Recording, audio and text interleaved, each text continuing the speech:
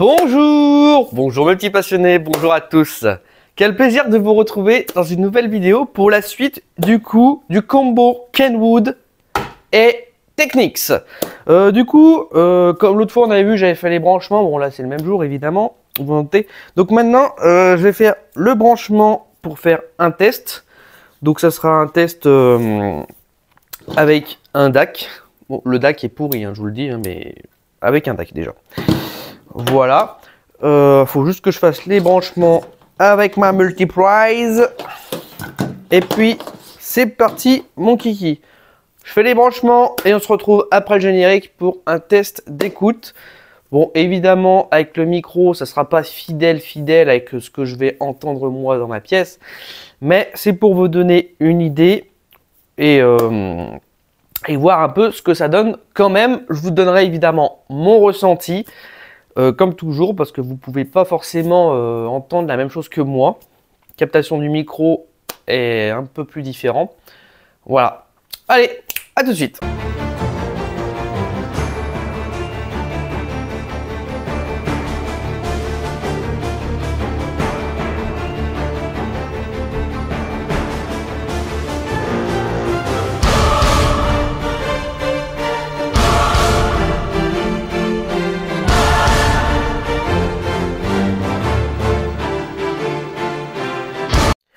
Le DAC est branché, maintenant je branche l'ampli.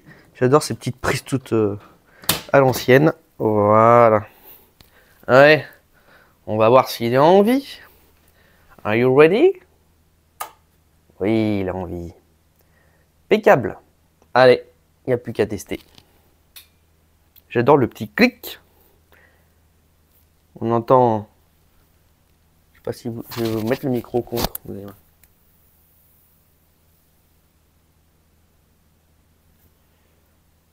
On entend la charge de l'amplification. Voilà. Bon, on va essayer d'appairer tout ça. Du coup, Bluetooth.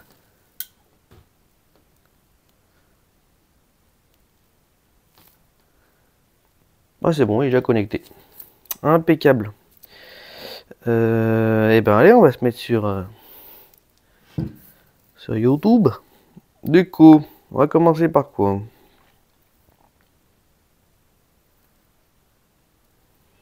On va commencer par un truc un peu reggae. Ça peut être bien le reggae.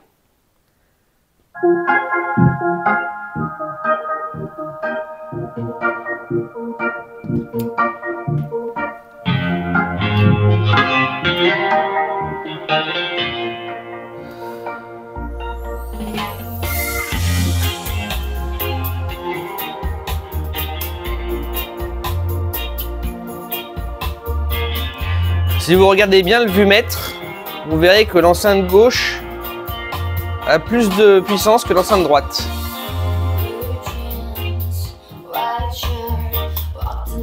Mais niveau basse, on est vachement bien. Hein.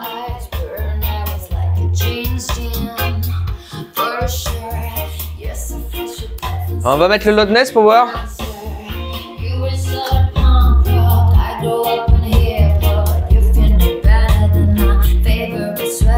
Là, je sens l'air qui passe là. Là aussi. Là aussi.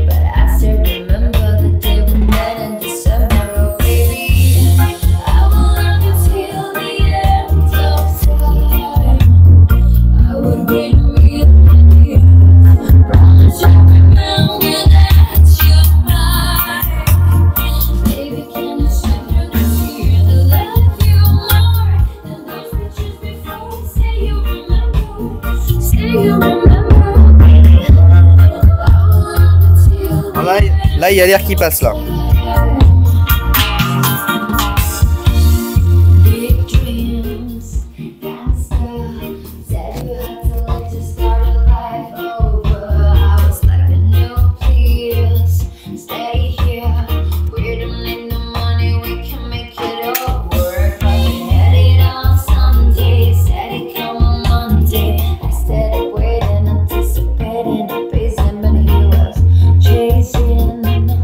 Baby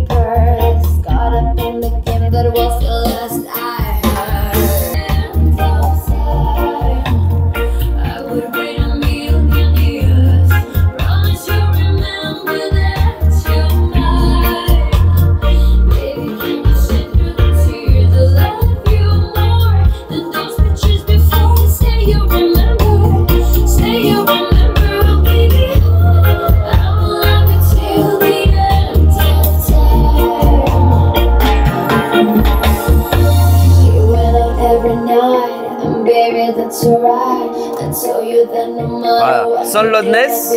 On va mettre en mode direct pour voir.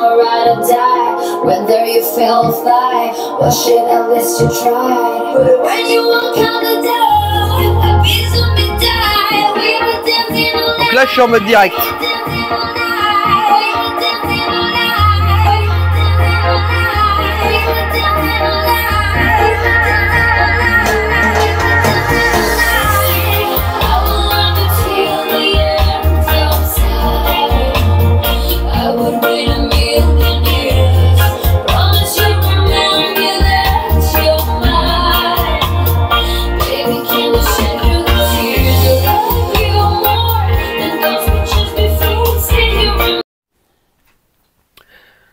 Du coup là je vais tester sur une autre catégorie, je vais tester sur du deathcore électro.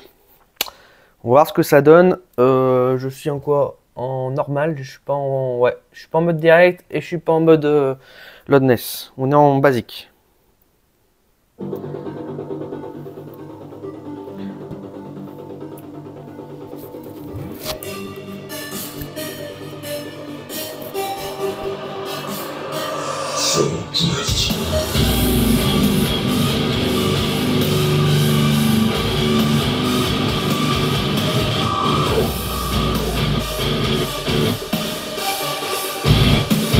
Je suis un peu plus d'un quart, ça s'exprime déjà très bien. Hein.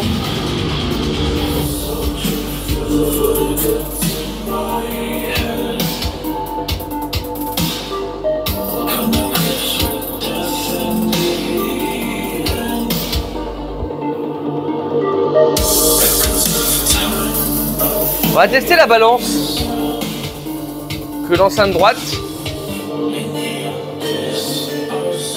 que l'enceinte gauche. Ouais.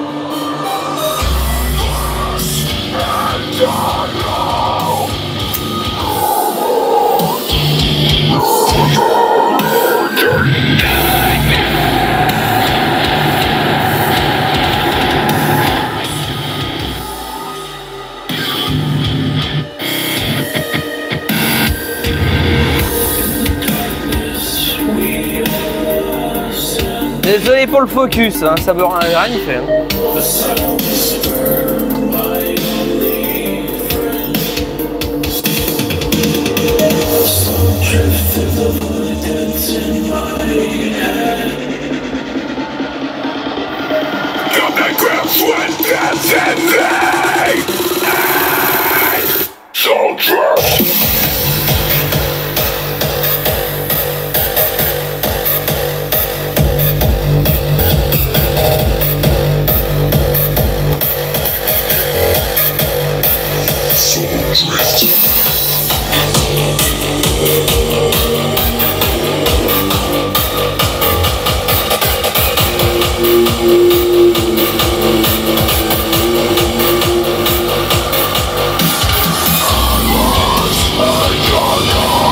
Là on est à la moitié quand même. Et ça envoie du steak.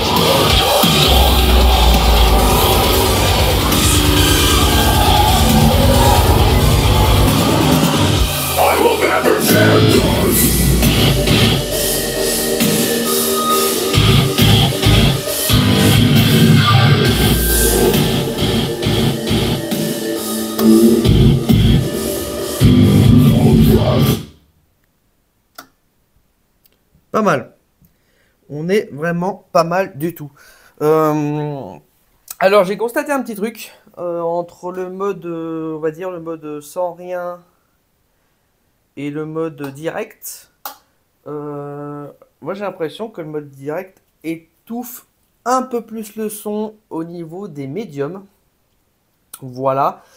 Niveau aigu et basse, j'ai pas noté trop de différence. Il y en a une légère quand même à l'écoute, mais c'est pas non plus flagrant.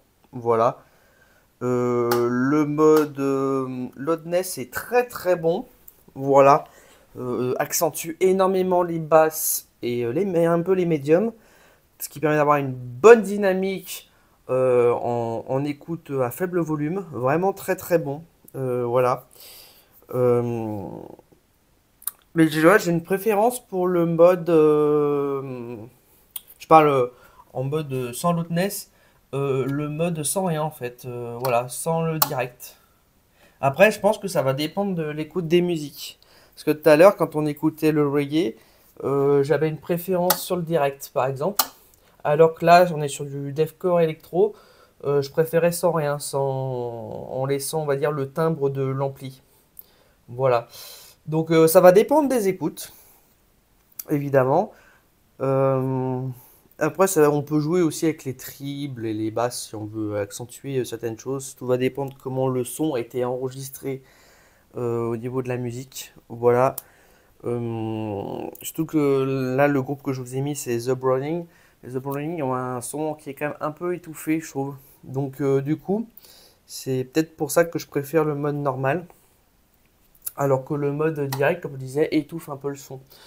Enfin, à l'écoute, je trouve que le son fait plus étouffé.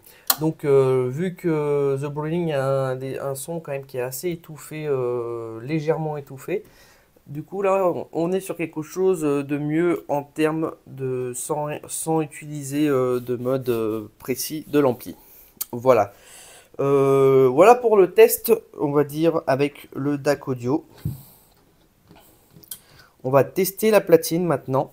Donc, il n'y a plus qu'à faire les branchements.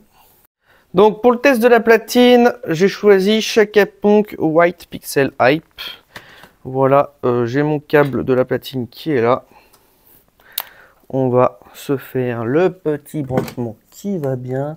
Alors, on va bien sûr phono comme d'habitude. Voilà. Voilà, et je suis un connard, j'aurais peut-être dû éteindre l'ampli. Voilà, là j'ai fait le con. Ce qu'il ne faut surtout pas faire, je viens de vous le faire. Brancher un appareil électrique sur un autre appareil sans éteindre. Et le mieux, c'est même carrément débrancher la prise. Comme ça, pas de problème. Le ground est installé. On est bon. Allez. Eh oui, des fois on veut faire les choses vite, mais on les fait mal. Je vais pouvoir allumer l'ampli. Je vais me foutre sur phono. Phono. On rallume. On va mettre le son quasi au minimum. On va voir ce que ça donne déjà. C'est parti.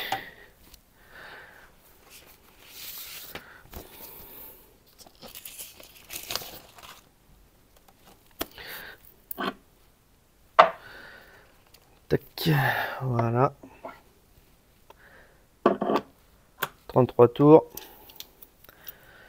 Petit coup de brosse antistatique toujours. Parfait. Ensuite, alors, oula, beaucoup de gens m'ont dit que quand j'écoute de la musique en platine vinyle, il ne faut pas fermer le capot pendant l'écoute. Je sais. Mais moi, le problème, c'est que vu que j'écoute longtemps, des fois, je préfère fermer le capot pour éviter la poussière surtout. Parce que la poussière, c'est vraiment infernal comme elle peut s'accumuler, c'est fou. Bon, allez, on baisse le bras. Et c'est parti.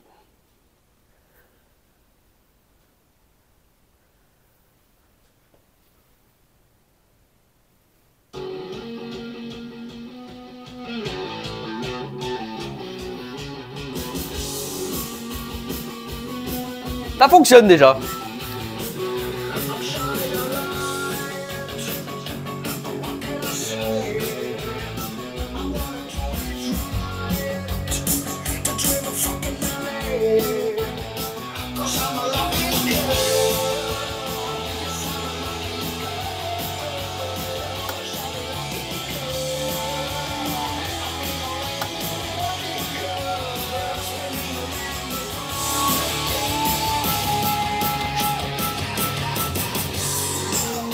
Ah, ah, quelques petits bugs là. Hein. Là, ça a du mal à s'exprimer. Là, elle s'exprime bien celle-là. Et celle-là, pas encore.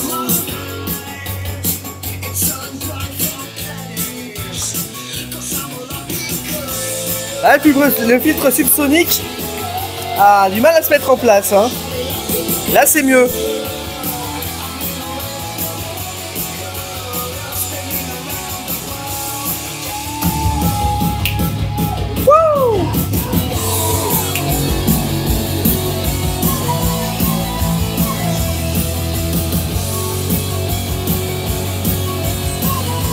mon avis, le phono, il a pas dû tourner depuis un moment. Hein.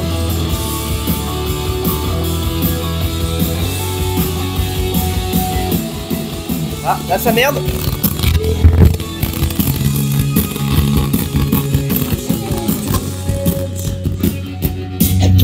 Ah, yeah. Voilà, à mon avis, ça a pas tourné depuis un moment. Hein.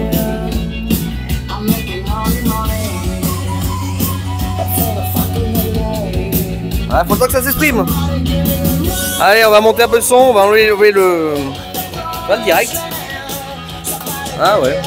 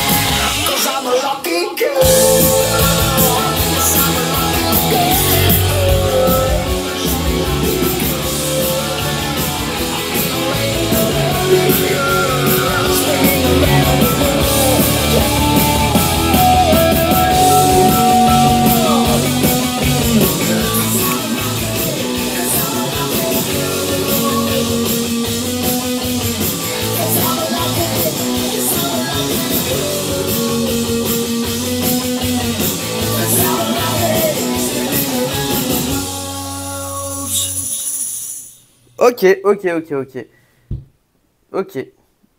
Bon alors du coup, ouais je pense que le phono a pas dû tourner depuis un bon petit moment. 2-3 petits bugs pendant l'écoute, c'était plus expressif sur la fin de l'écoute déjà. Voilà, donc le temps que ça chauffe. Hein. Voilà, mais ça se débrouille très très bien aussi en vinyle. Donc c'est pas plus mal. Par contre, j'ai constaté un truc par rapport... Je vais l'éteindre. J'ai constaté un truc par rapport à mon Marantz. Autant mon Marantz, en phono, j'arrive pas à le monter à plus d'un quart, c'est déjà trop fort. Alors que lui, on peut le monter vachement plus haut par rapport au numérique, par rapport au DAC. Donc sur le Marantz, c'est l'inverse. Le DAC est moins expressif et le phono est beaucoup plus expressif. Alors que celui-là, c'est l'inverse. Donc c'est intéressant à voir. Voilà. Pas mal du tout. Ça se débrouille très bien. Je pense que oui, il a besoin de tourner l'ampli en fait. Hein. Il a vraiment besoin de se dérouiller tout seul. Voilà, parce qu'il est propre, donc je vois pas ce que je pourrais nettoyer pour améliorer quelque chose. Je pense pas... Ah, ça a chauffé quand même. Hein. Je pense pas qu'il a besoin d'aller en révision non plus. Je pense qu'il a juste besoin de travailler, peut-être pour que les connexions électriques se rétablissent en normal, quoi. Donc voilà. Mais sinon, bien. Hein. Je vais passer quand même un coup de soufflette dedans. J'ai acheté une bombe d'air comprimé. Voilà. Mais sinon, peut-être du WD-40 sur certains composants, surtout je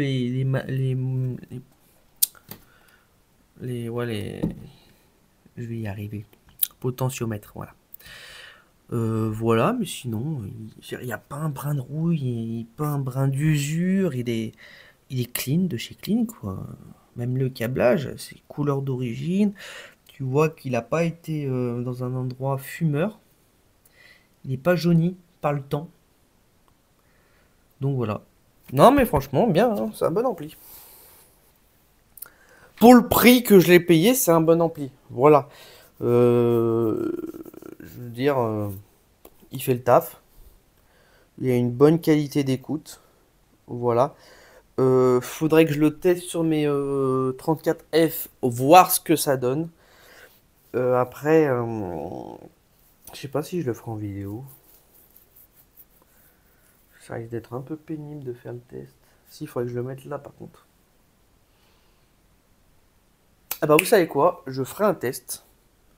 Mais pas aujourd'hui. J'en ferai dans le prochain jour. Mais ça pourrait être pas mal, franchement, voilà. Bah en tout cas, cet ampli marche super bien. 2-3 petits bugs à l'écoute. Mais c'est ce que j'ai remarqué La première fois que j'ai utilisé, il a fallu le faire tourner, tourner, tourner pour que les bugs s'arrêtent. Donc je pense que si c'est un ampli qui est utilisé régulièrement, qui tourne au moins une fois par semaine, il y a moyen d'avoir quelque chose de top du top. Voilà. Souvent c'est des amplis qui ont besoin de fonctionner, ça c'est comme une vieille voiture. Vous avez une vieille 2 chevaux, une vieille 4L, vous la faites tourner tous les dimanches. Bah là c'est pareil. Ça a besoin de travailler et pour se maintenir en forme. Voilà, ça a besoin de faire du sport de temps en temps. C'est à peu près ça. Bon, sur ce, je vais vous laisser sur cette vidéo. Je pense qu'elle va être déjà assez longue. Voilà. En tout cas, je suis bien content de cette acquisition et je vais continuer des écoutes, je vais continuer des tests de mon côté sans forcément faire de vidéo. Parce que j'aime ça. J'aime écouter le matos. Vraiment. Donc, mes chers passionnés, comme d'habitude, visionnez, écoutez, mais surtout n'oubliez pas de kiffer. Il y aura d'autres déballages de vinyle dans l'avenir. J'ai fait pas mal de commandes ces derniers temps. Il y en aura. Donc tenez-vous à la page. Abonnez-vous si ce n'est pas fait. Likez aussi, ça fait plaisir. Voilà, je sais que ça plaît pas à tout le monde ce que je fais. Mais n'hésitez pas quand même à liker, ça soutient ma chaîne. Et puis voilà, on je vous dit à une prochaine fois. Salut!